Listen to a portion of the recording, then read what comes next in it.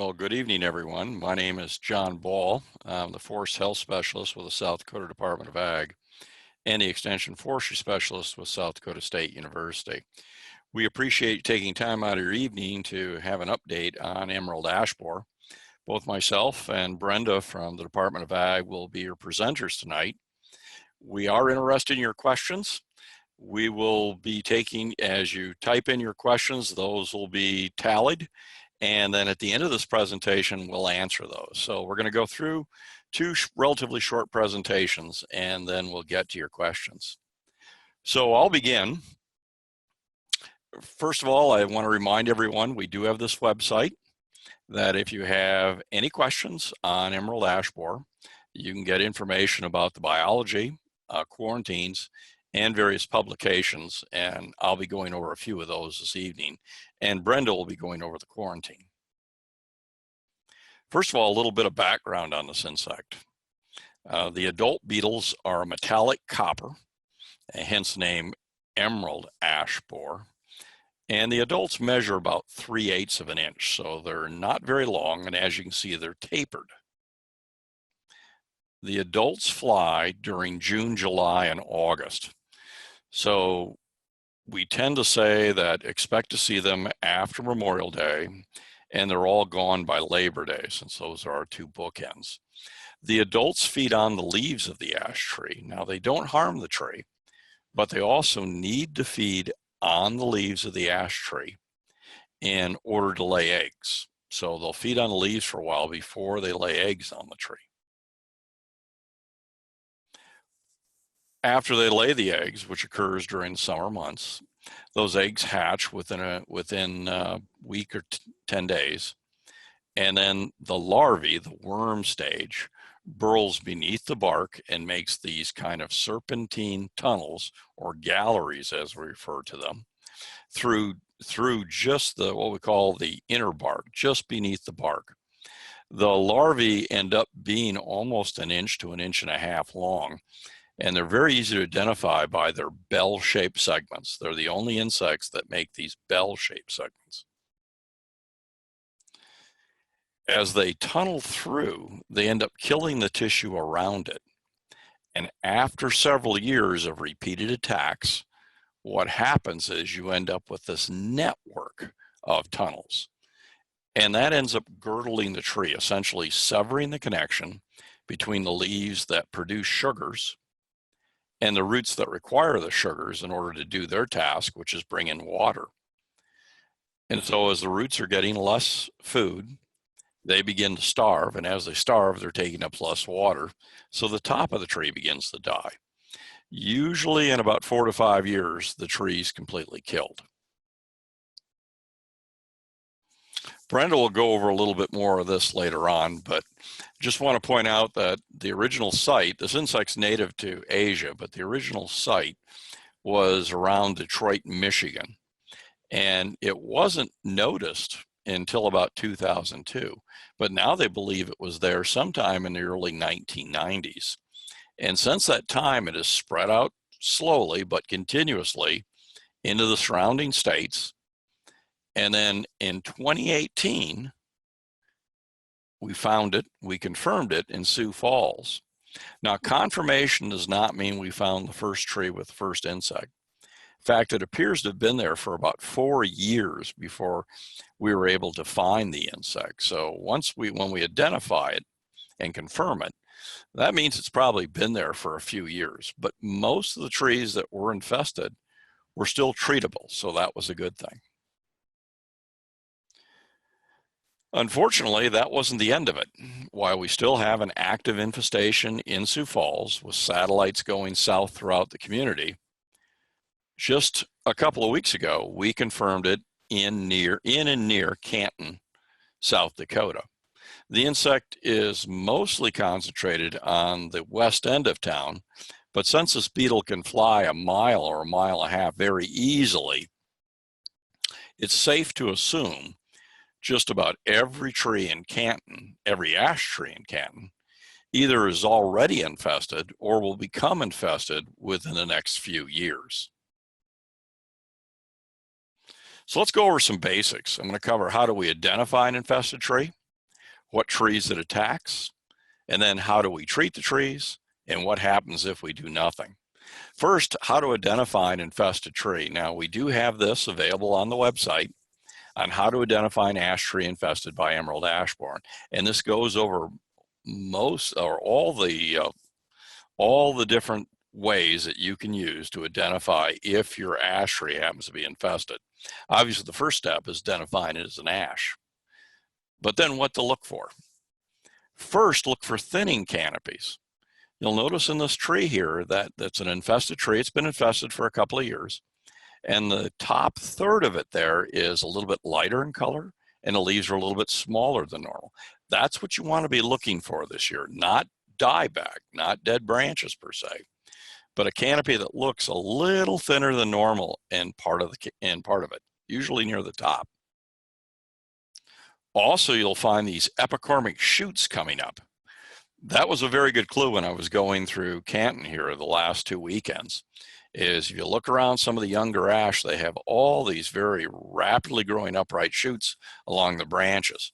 And those are also indicators that the tree may be infested. Also suckers. These are shoots that come up around the base. Now, I do want to point out epicormic shoots and suckers can also occur in ash trees that are stressed by other items, even being hit by a mower.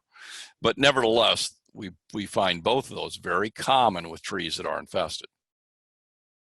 You'll also find these vertical splits in the limbs and branches. And if you see a split, particularly in a young tree, and you pull that away, you're going to see what I refer to as the Superman tunnels. Notice they have that S shape. And emerald ash borer makes very characteristic S-shaped serpentine tunnels or galleries just beneath the bark. So once you see those, that's a pretty good indication that that tree is already infested. But one of the best is woodpecker activity, what we refer to as blonding. Now, we're not seeing a lot of this in Canton yet. You will see this in the northern part of Sioux Falls because it takes a few years before the woodpeckers really start to attack these.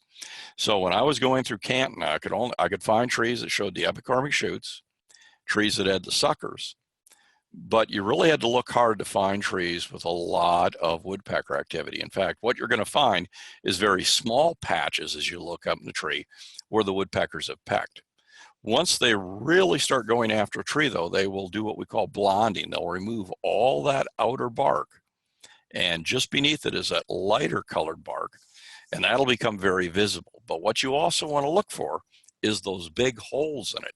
Almost looks like someone took a Phillips screwdriver and hit it. And here's a close-up of one. You can see where they flecked away the bark, and there's a hole there.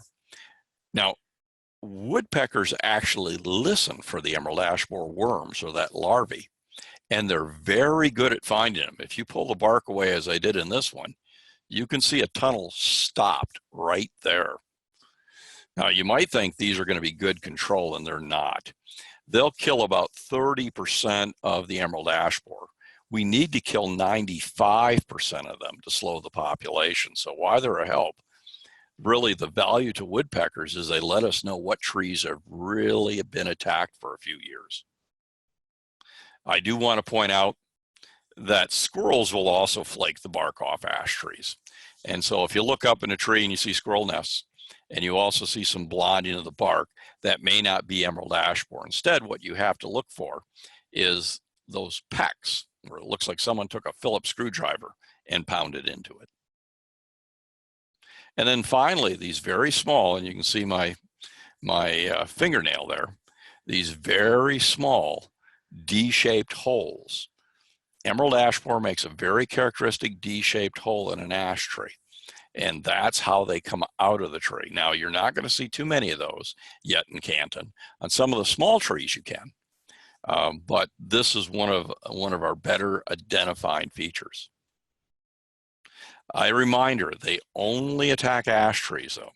So the only concern you have in Canton or any other community in South Dakota or in the Minnehaha, Lincoln, and Turner County area is that they're going to be found in ash trees. They are not found in mountain ash.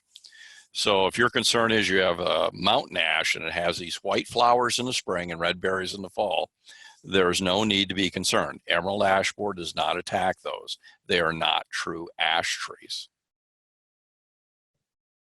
But for all our ash trees, green ash, and there are many cultivars such as Patmore, Prairie Spire, Summit, Marshall Seedless, the 10-year survival is 0. So any community that we have an active infestation, right now we know of 2, Sioux Falls and Canton. There may be a few others in communities, and I will not be surprised if we find it in another town in Minnehaha or Lincoln County yet this year. But you can just about start the clock. And once we find it in town, you're not going to find many ash left 10 years later. And if you happen to have a fall gold black ash, same thing. The 10-year survival is 0. If it's a white ash, 1% survive. So that's not very optimistic. Essentially, you're going to lose all the ash trees. And here's what we look at for a mortality curve for Canton. And this will follow true with many of our other small towns. We're at about year 2 right now. In fact, the trees that I cut up and looked at that were infested, we could tell that they'd been infested for about 2 years. So you're already 2 years in on this curve. We probably have about 50 trees that are heavily infested and beginning to decline. By year 4, you're only going to have 100 2 years from now. 4 years from now, in year 6, you'll have 200. And many are going to say, well, I don't see a lot of dying trees yet, and you won't. But if you do nothing, I want you to notice, we looked at it at Canton, and it looks to be about 2,000 ash trees in town. That's not counting all the ones along the river. But in about a 2-year time period, 1,500 trees will die unless something is done soon. So what can we do? First of all, you can protect an ash tree from the beetle. Treatments are highly effective, about 98%. So I would strongly suggest if you have a high value ash tree and you live in Canton, just as we're asking everyone that lives in Sioux Falls, that now is the time to begin treatments. And we also have this bulletin, which you can find on our website, that talks about the insecticide treatment options. And I also want to point out, before I go over the treatment options, there really isn't much that's effective that a homeowner can buy. Unless you have a very small tree, most of the treatments that are available to homeowners are not very effective. This is something that you really want to hire a commercial applicator. Treatments are injected into the base of the tree. And so there's a variety of systems out there, and they're all very effective, and they all work extremely well. But every one of them is put at the base of the tree. And what happens is they have to be repeated every 2 years. So it's not just one treatment. It's not a vaccination. It has to be repeated. And you're going to do that every 2 years for about the next 10 years, so 5 treatments. And then after that, you may only have to treat every 3 or 4 years. So look at this as a continual treatment, not just a one-time occurrence. But again, they are more than 98% effective. And so if you do have your trees treated by a professional, you have a very, very, very, very high likelihood that you'll have those trees for decades to come. And that's been borne out in other communities out east. All these are drilled into the tree. They drill a hole in, and then they tap it, and the chemical is pumped into the tree. What that does is mean the chemical's inside the tree to kill the beetle, the adults as they're feeding on the leaves, or the larvae as they're tunneling beneath, and they're not going to affect non-target organisms. Pricing is going to be important, and there is a range of prices. But if you take the diameter of your ash tree at 4.5 feet above the ground, about chest level, so 4.5 feet of ground, the diameter, not the circumference, but the diameter. Multiply that by about 10. So if you have a 20-inch tree, 20-inch diameter tree, your treatment's going to be about $200, maybe $240. If you have a lot of trees in your yard, an applicator will probably give you a better price than that. But use this as kind of a yardstick that if you go out and measure trees 4.5 feet above the ground, the diameter, then multiply that by 10, that's probably about the price you're going to pay. And you're going to pay that about every 2 years. I would, again, only advise that you treat valuable ash trees, trees that you want to keep for a long, long time. The most effective time to treat is from leaf out, which is just coming up now in many areas. In fact, in Canton, it's already occurring till about mid-June. Now, the treatments can be made later in the summer, but the reason we really like the treatments to be done now in this next few weeks is, if you recall, I mentioned that the adult female has to feed on the leaves before she lays eggs. If the treatment's done soon enough, when she feeds on the leaves, the chemical's already in the leaves and kills her before she lays the eggs. Now, again, these chemicals also work on the larvae as well. So if another beetle flies in without feeding on the leaves and lays eggs, those larvae will be killed. So the sooner you do it this year, the better. If you're not going to treat the tree, you may want to consider removing it now or over the next few years. This is not a decision you want to put off more than a few years. If you really like the tree, begin treatments now this year. And if you're in Sioux Falls, continue treatments, because if you had it treated in 2018, this year you're up again to treat the tree. In Canton, you'll want to start treating trees now. And if you say, well, I looked at my ash tree and it's not a very good ash tree, get some quotes on what it's going to cost to remove those trees. And you're going to want to remove those within the next few years. We generally recommend, though, that removals not be done or pruning between Memorial Day and Labor Day. And the reason for that is the adults are actively flying then.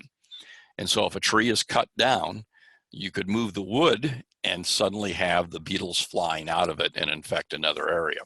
So your window of removing trees is really just less than a month, but you certainly can schedule them and have them removed this fall or this winter after the end of the flight period. I close with this slide for my part, and then I'll turn it over to Brenda, and then we'll take questions.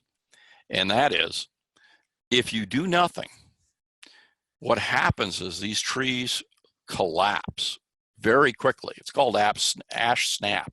They literally just fall apart. This is not like emerald ash borer, where you can have what we call ghost elms. Elm trees that were killed by Dutch elm disease that stand for years and years and years. If Canton does nothing, 8 years from now, when they have essentially a forest, almost 2,000 dead trees or dying trees, those trees will start collapsing unpredictably and start falling. If you wait until the tree's dying, the prices for removal go up considerably because the person cutting the tree is at very high risk. So one of the reasons we wanted to chat with everyone this evening, a reminder to the folks that are living in Sioux Falls and letting folks in Canton know, is now is the time to start making decisions. If you live in Canton or adjacent to Canton, if you have an ash tree, consider having it treated this year if it's a high value tree. If it's not a valuable tree to you, just kind of put it on a schedule and consider that you do need to remove that tree within the next couple of years.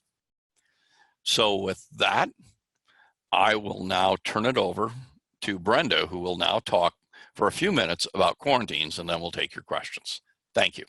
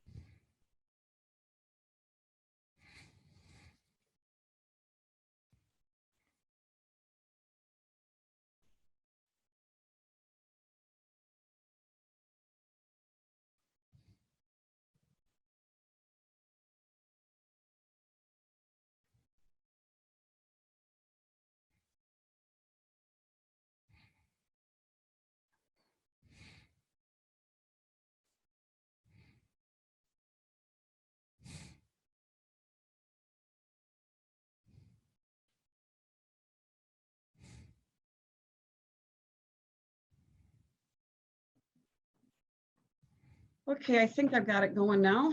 Hi, I am Brenda Sievers with the South Dakota Department of Agriculture, and I'm going to discuss some of the quarantine things with you tonight and give you some information that hopefully you can take and use.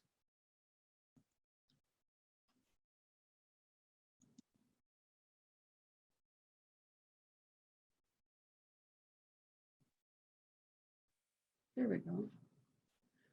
So first of all, I thought I'd cover the quarantine areas, or where the actual detections were at across the United States. And so you can see this is kind of moved, just like Don had talked about earlier, it's moved across the whole United States and has reached into our area now. And so it's one of those things that we do need to be concerned about. We do have detections that are just into Minnesota, not too far away. And so it is one of those things that's very concerning for us here, trying to contain this for as long as we can. So this is a picture of the federal quarantine map. And so this map here shows what the federal quarantine is. Our state quarantine has just been expanded, and I'll show you the difference in the maps of where we started. And that'll kind of give you an idea, but you can see we do have a large portion. There's actually 35 states that have emerald ash borer in them. So the original quarantine area 2 years ago, when the infestation or the borer was discovered in the northern part of Sioux Falls, we did have Minnehaha County, the entire county, and parts of Turner and Lincoln County. And we took those into consideration because of some of the spots to say dispose of the ash trees, things like that. So not only did we take into effect where the ash borer was at, we wanted to take into effect where it was going to affect people so they wouldn't have to deal with moving outside the quarantine area. So now, as of last week, we expanded the quarantine area. And so obviously Highway 18 was where a divide line was at before. And that was one of the concerns we had, is we wanted to include all of Lincoln County so that the rubble site would be contained in the quarantine area. That way then if people needed to trim trees, they could do that and not have to worry about having compliance agreements and moving those types of things outside the quarantine area. So we wanted to make sure everything stayed within that whole entire quarantine area. So about the adult movement, and Dr. Ball did talk about this a little bit, the adults do fly in the summer between Memorial Day and Labor Day. And so one of the reasons why with the quarantine area, I know a lot of people have had this question, the city of Sioux Falls actually implemented a restriction to not trim trees during the actual flight period from that Memorial Day to Labor Day. And it is a very good idea. However, some people do get confused and think that that's the only time the quarantine is in effect.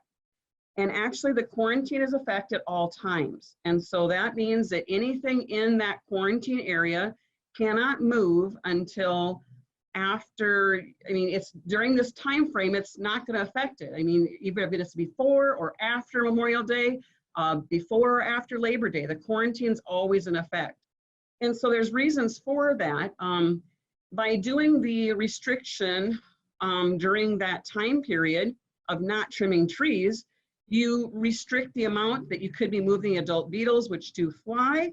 After that time frame, for example, if you were moving some wood products, if they aren't treated properly, next year that larvae could actually hatch and be at somebody else's site. So that's one of the reasons why the wood products can't move from the quarantine area. That way there's mitigation to take care of those things. So since they do emerge from the infested trees during this time, that's why we say they have to be either as logs or even as chips. That's how you can still spread the infestation. So this picture here actually shows a couple years ago when we were doing our survey work in Sioux Falls. This just shows an emerald ash borer actually emerging out of that D-shaped hole. And that's one of the reasons why I like to show this picture, is because you may not see that it's there. You can see the fingernail, it's pretty small, but that's one of the reasons why we say not to move those ash borers it's a possibility they could move with the wood. So even if you did cut down a tree, you could move the live one, or even after Labor Day, you could move the larvae. This is just a couple of pictures that we took in the Sioux Falls area of the D-shaped holes, just to kind of give you an idea what they look like. And they are very much a D-shaped hole. So as far as the quarantine effort, it is a joint and federal and state effort. It is detected in 35 states. USDA APHIS PPQ is actually working on putting more effort into their biocontrol program. There's been some biocontrol work that's been done in Sioux Falls. And so we've been working with them on that as well. But it does regulate all life stages of the emerald ash borer. And this quarantine does regulate the movement of ash materials. So emerald ash borer was added to our quarantine rules under plant quarantine. This actually took effect, the official rules took effect in December, even though our emergency quarantine that was first implemented started out in May of 2018. Then, like I said, on May 1st, we did expand that area, that original quarantine area, to include all of Minnehaha, Lincoln, and Turner counties. So we did expand to include the entire parts of Lincoln and Turner counties.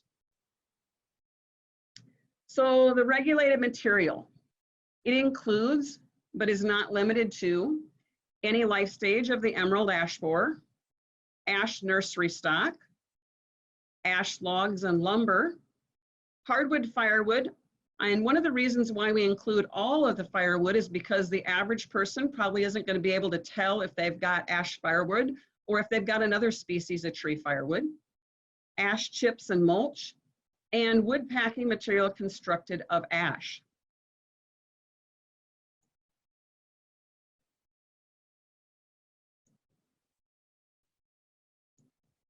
So the movement, regulated materials and articles can move freely within the quarantine boundaries. And that's one of the reasons why we do say that you cannot move products outside of that quarantine boundary. So one of the things with Canton, like I said earlier, is that we wanted to include the city's rubble site in the quarantine area. That way then you could freely move things within that quarantine area. And it is important to remember that. The inspection would be required to move any of those regulated materials or articles outside of the boundaries of that quarantine area.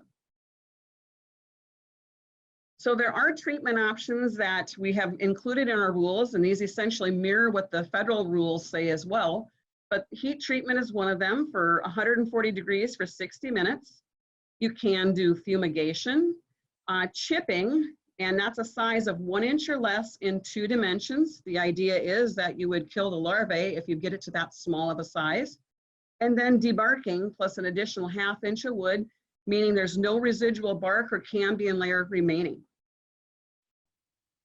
So the main purpose for our quarantine is to prolong the spread of emerald ash borer across the South Dakota state as long as we can. We don't want to move emerald ash borer, say from Sioux Falls to Rapid City in 1 year. This way, by doing our quarantine, we could actually have it take several years to get across the state, hopefully many years.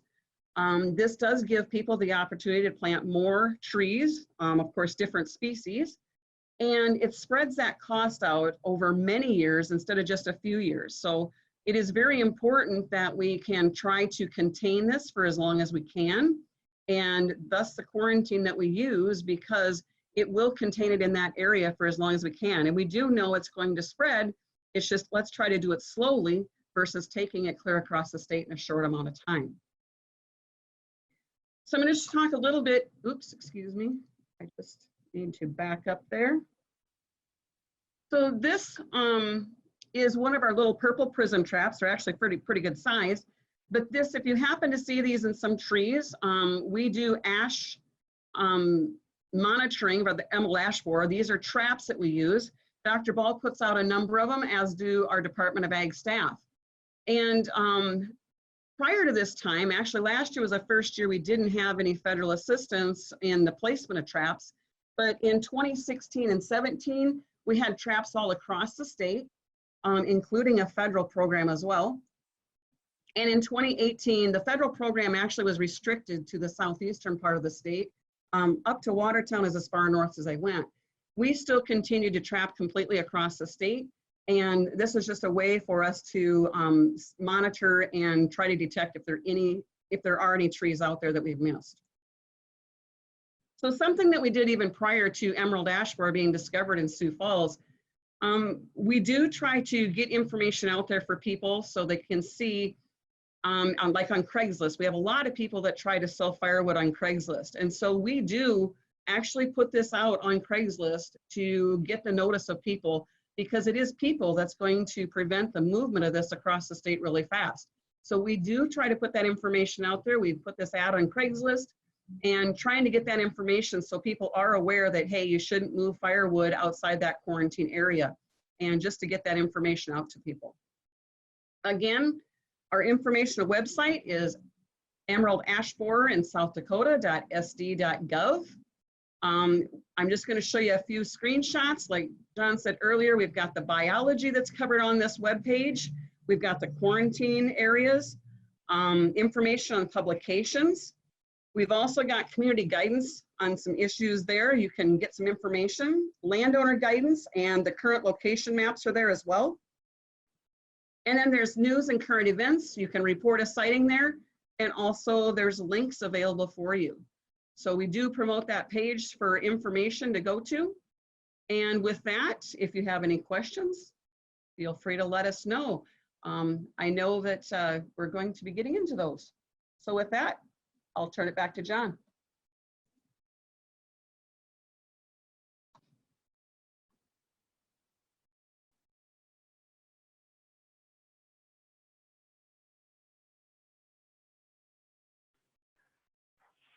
So John, the first question is there another kind of ash borer besides emerald ash borer, and how do you tell the difference?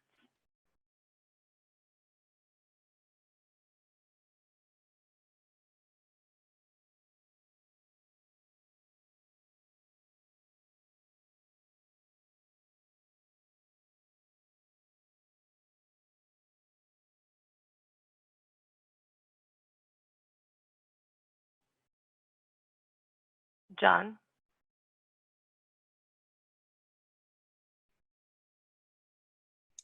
There we go. That's a great question.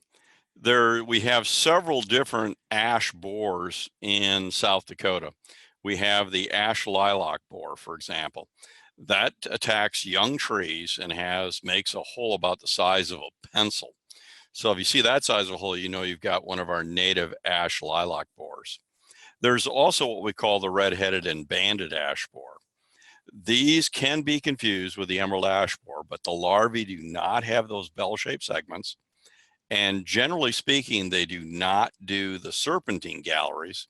It's more of a meandering gallery. And for some reason, the woodpeckers aren't interested in them. So we do have a few native borers. They only attack stressed trees.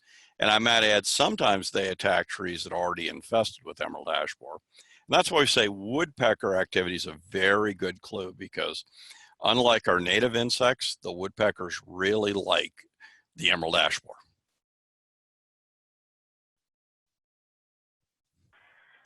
All right, next question. Can ash trees be cut down in Watertown and moved to the Black Hills for firewood? Is it illegal or ill-advised? Good question for Brenda. Very good question. Actually, we have been promoting the Don't Move Firewood campaign for a long time, prior to even emerald ash borer, because there's not only emerald ash borer that could be spread across the state, but there's other pests that could be moved from one area to the other. We do recommend that people purchase their firewood locally and not actually bring it from one part of the state to the other, because you could transport a pest. So it is very much ill-advised to do, because we wouldn't want to spread something from, say, Watertown to the Black Hills or vice versa.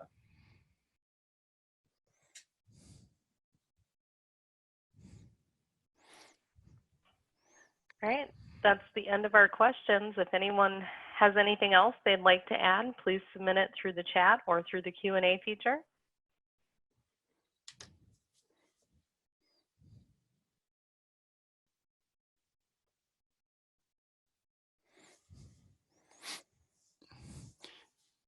And if we don't have any other questions, if anyone comes up with any, they can certainly go to that website and pose any questions. We're always happy to address them then or find the individual that you need to talk to. We also have people around the state who will go out and take a look at a tree for you, including myself, if you believe you found a tree that's infested. And I do want to point out that we never find the tree. We just confirm the tree.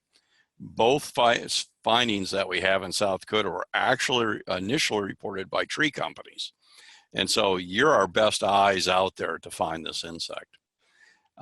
Do we have another question there, Lindsay? Nope, that's it. All right then, people.